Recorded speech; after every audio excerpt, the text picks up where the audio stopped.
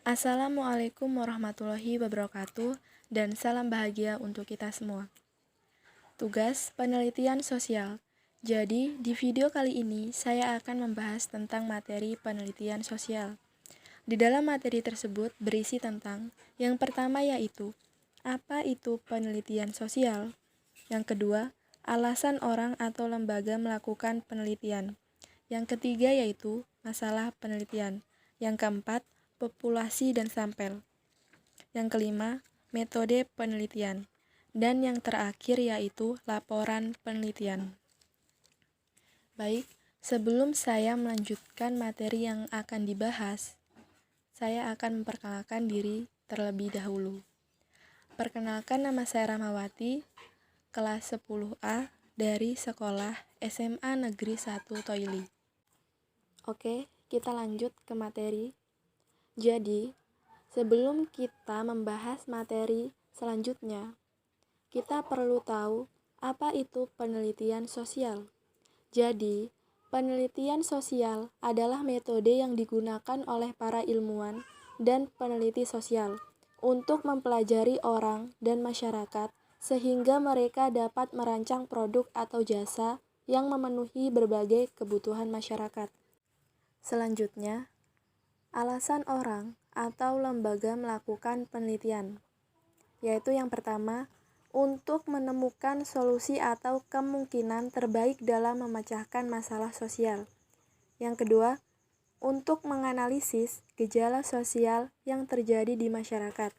Yang ketiga, untuk mendapatkan gambaran sebab akibat suatu fenomena, kebijakan, atau perubahan sosial. Yang keempat, untuk memperoleh pengetahuan atau penemuan baru. Yang kelima, sebagai pembuktian atau pengujian tentang kebenaran dari pengetahuan yang sudah ada. Dan yang terakhir yaitu sebagai pengembangan pengetahuan suatu bidang keilmuan yang sudah ada. Oke, selanjutnya masalah penelitian, yaitu yang pertama, ketidaksesuaian antara apa yang telah direncanakan dengan kenyataan pelaksanaan. Yang kedua, adanya penilaian atau pengaduan yang sifatnya negatif. Yang ketiga yaitu adanya kompetisi.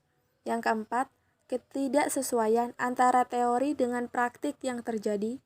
Dan yang terakhir yaitu penyimpangan antara aturan dan pelaksanaan. Dan adapun cara untuk mengidentifikasi masalah tersebut, yaitu cara mengidentifikasi masalah adalah dengan melihat adanya kesenjangan apa yang seharusnya dan apa yang ada dalam kenyataan. Identifikasi masalah dilakukan dengan melihat perbedaan antara fakta di lapangan dengan teori dalam ilmu pengetahuan. Setelah identifikasi masalah dilakukan, lalu ditentukan rumusan masalahnya. Cara kita menemukan masalah yaitu dengan mengamati atau observasi pada suatu hal. Dan cara kita merumuskan masalah yaitu dengan mengetahui inti permasalahan agar nanti dapat diselesaikan. Lanjut, populasi dan sampel. Populasi adalah keseluruhan subjek penelitian, atau populasi adalah keseluruhan dari variabel yang menyangkut masalah yang diteliti. Contohnya, kalau kamu mau meneliti air danau, maka populasinya adalah semua air danau itu. Sedangkan, sampel adalah sebagian untuk diambil dari keseluruhan objek yang diteliti dan dianggap mewakili seluruh populasi. Contohnya, prestasi belajar siswa kelas 10 SMA negeri yang terdiri dari 300 orang siswa akan diteliti. Selanjutnya, metode penelitian. Secara umum, metode penelitian diartikan sebagai cara ilmiah untuk mendapatkan data dengan tujuan dan kegunaan tertentu.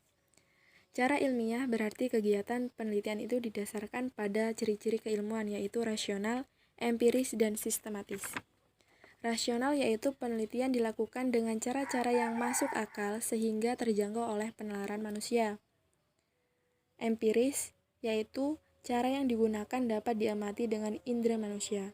Sedangkan sistematis yaitu proses penelitian menggunakan langkah-langkah tertentu yang bersifat logis. Nah, untuk mencapai tujuan penelitian yang tepat, kamu harus mengetahui apa saja metode penelitian yang dapat kita pilih terlebih dahulu. Berikut adalah jenis-jenis metode penelitian yang perlu kamu ketahui. Yang pertama yaitu metode penelitian kualitatif. Metode penelitian kualitatif ini merupakan metode penelitian untuk meneliti pada observasi dan pengamatan sebuah objek.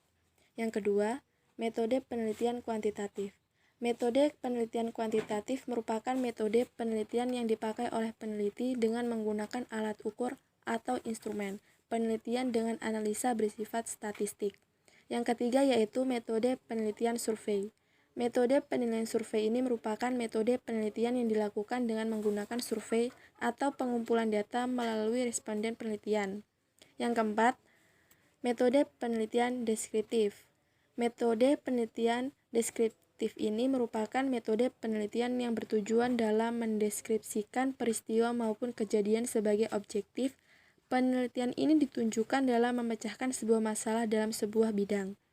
Dan yang terakhir yaitu metode penelitian eksperimental. Metode penelitian eksperimental merupakan metode penelitian yang bertujuan untuk melakukan sebuah percobaan untuk mengetahui hubungan sebab akibat yang tercipta dalam sebuah variabel dan dibandingkan dengan variabel lain. Dan materi yang terakhir yaitu laporan penelitian.